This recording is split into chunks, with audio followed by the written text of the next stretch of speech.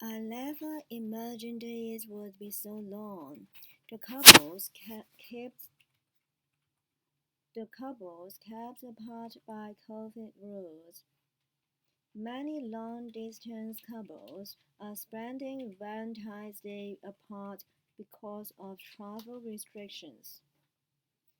Helen's husband, Tim, hasn't been home in almost a year. He left the UK in March last year for what was supposed to be 2 weeks. The COVID-19 measures have prevented his return.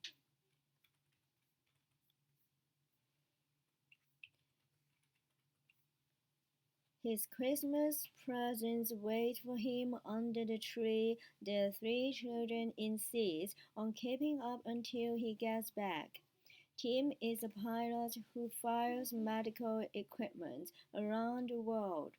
Though he has lived in Hong Kong for the past 6 years, he would normally come home every 6 to 8 weeks. Before he left again in March, Helen says they begged him not to go, but he had no choice but to return to work. At that point, I thought, we are not going to see him for a while, but I never even imagined it would be as long as it has been.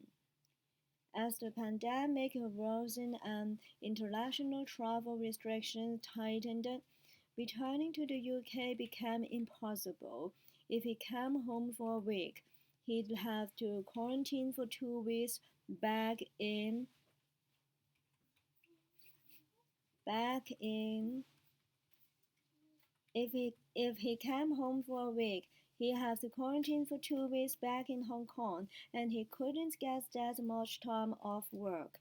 Helen says Tim was finally given special leave to come home in January, but that went out the window when the Hong Kong government upped the quarantine to 3 weeks.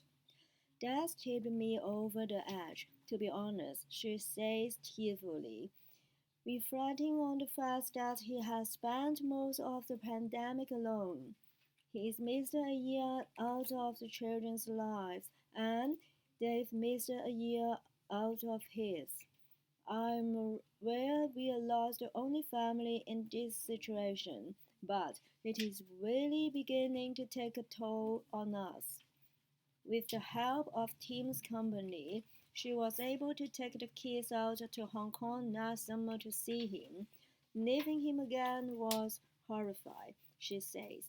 We all tried too hard not to cry, but in the end I had to prize the youngest of him. We dropped him off, drove around the corner and all burst into tears.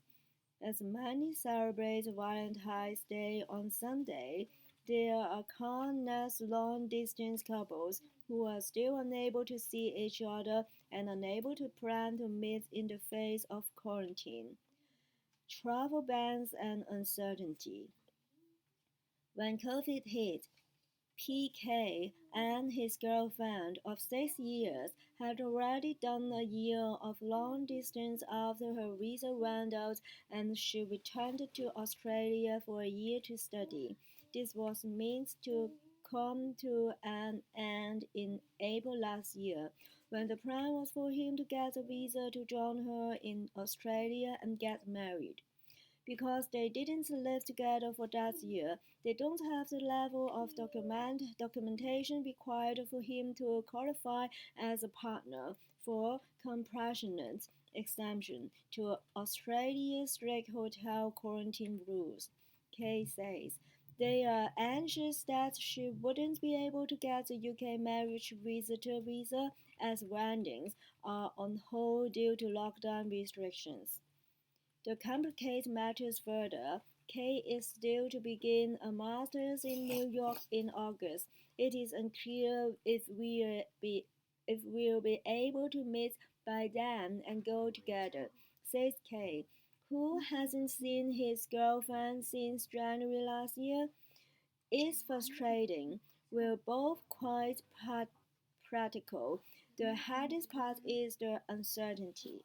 JJD suggests that a big part of coping with distance in a relationship has been accepting that being in lockdown means a lot of mundane conversation.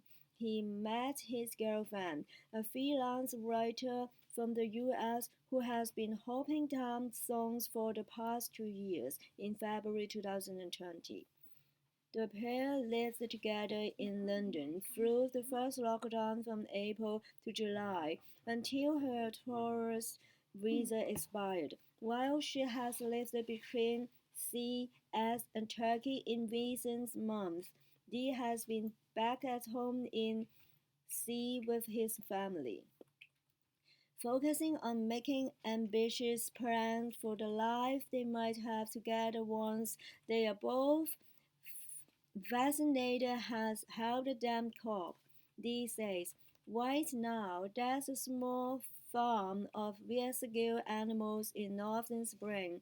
Most of our conversations are about baby ghosts.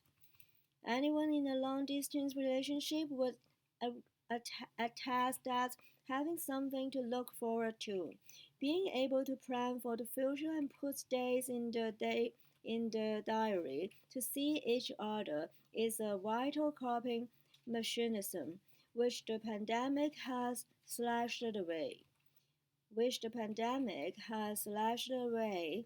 The hardest part is that I can't give the children a time to look forward to. We haven't got a date in sight to aim for. That's really tough, says Harren's Owl, who doesn't know when she and Tim will next see each other. I don't think either of us dare to think too far ahead at the moment. It is just about getting through the next few weeks and months until we can be together again. We've both tried we both tried to be positive and not very honest about how we feel. I think if we went there, we would just crumble.